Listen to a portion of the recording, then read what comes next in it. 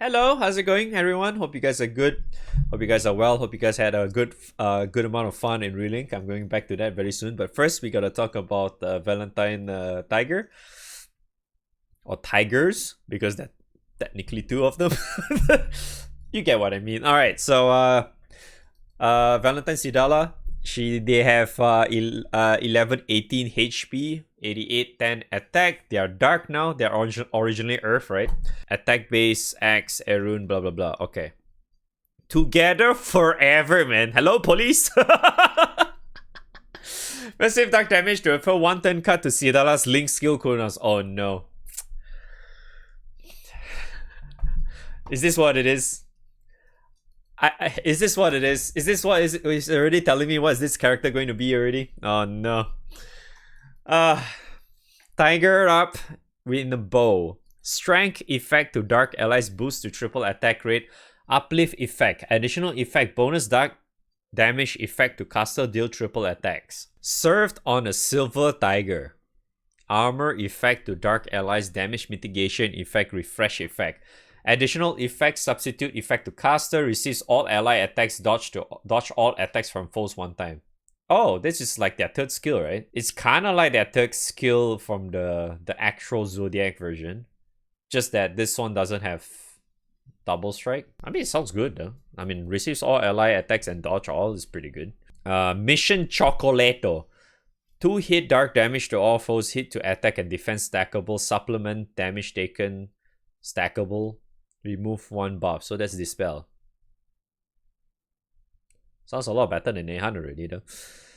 2 Fold Treats. Deal multi attacks at battle start coupled confession effect to Cidala.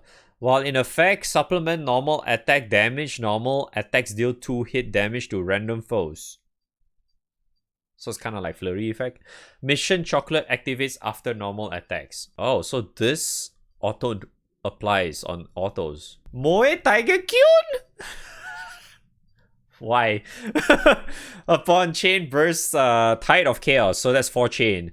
Magic Tiger ingredient effect to Cidala. Consume upon next link skill used to activate both link skills. Okay. Additional effects activate. Coupled confession effect to Cidala. Sounds like you kind of want to Ogi, right? This lasts for 3 turns. Okay, this goes down to... Wait, it's not even going down at all. This doesn't get decreased in turns at all. It stays at 10 turns no matter what. Alright, strength is 20%. Max 20%, minimum is 10%. 50% triple attack up and 10% uplift. Echo is 10% guaranteed triple. Ogi reduce cooldowns? No, I'm not referring to that. Like, usually a lot of times you... when you level the character to like 45 or some shit and above or whatever, or 55, I don't remember, the cooldown gets reduced. You know, it's like Nehan or like before, right? From 16 you go down to 14 or something. Yeah, this one doesn't get reduced at all, it seems. But yeah, the number seems very little though for this one. And then this one, armor effect is 100% chance to reduce 30% damage taken armored. And then 2000 damage mitigation refresh is 1000. Okay. I mean, sure, I guess. I don't see the problem. How long does that last? 3 turns, right? Yeah, that's alright, I guess. So this one gets auto activate on autos, right? So this one is actually really good then. 2 hit dark damage is 580,000 per hit. Wow, that's really high. For 2 hits at 580 is really high though. Base cap at 580 is pretty good. Even though it's only 2 hits. It would be nice if you get more, but you can get supplemental as well, right? So the debuff is 10%, max out at 40%. Supplemental is 30,000. At max. 3,000 per stack. Okay. So 3,000 per stack, max is 30,000. I mean, it looks like you can stack up pretty quick, right? You just need to auto with them. It's also global. Yeah, it is actually global. That's true, yeah. Because this is circle.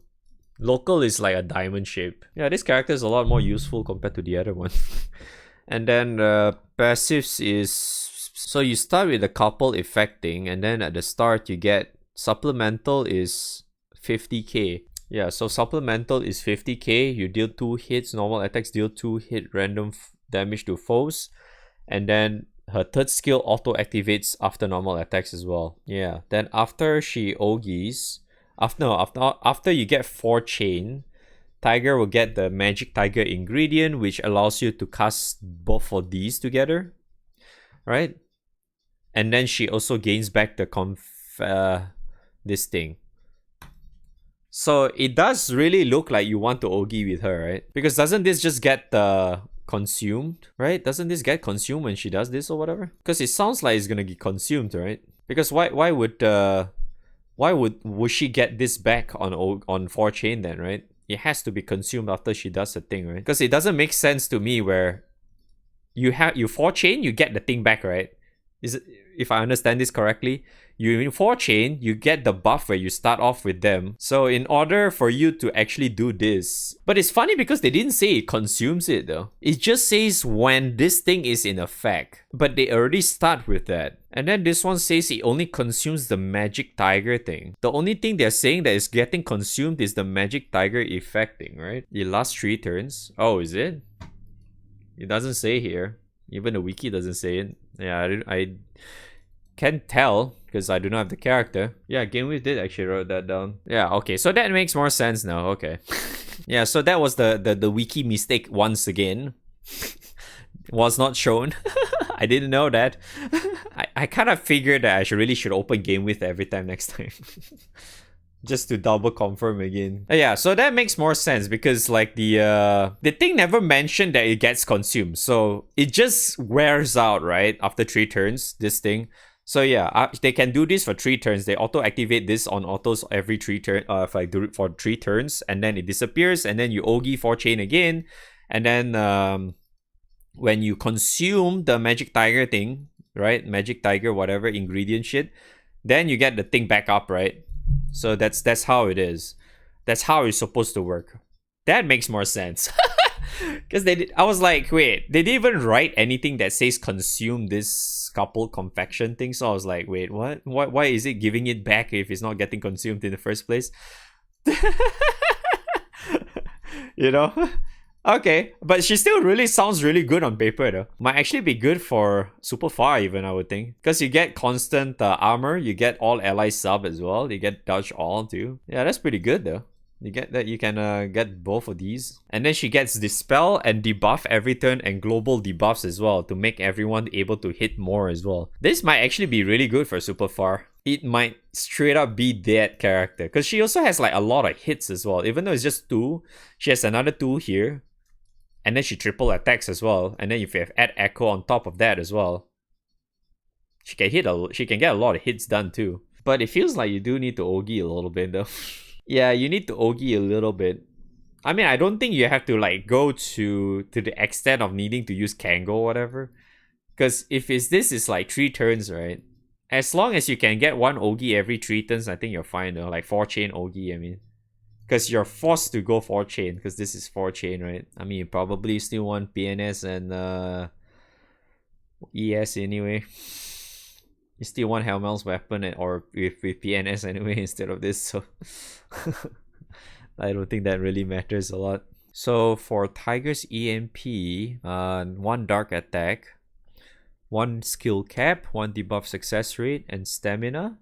1 triple attack, 1 crit, 1 CA damage, 2 defense, 2 attack. Wrong EMPs. Is Wiki wrong again? Okay.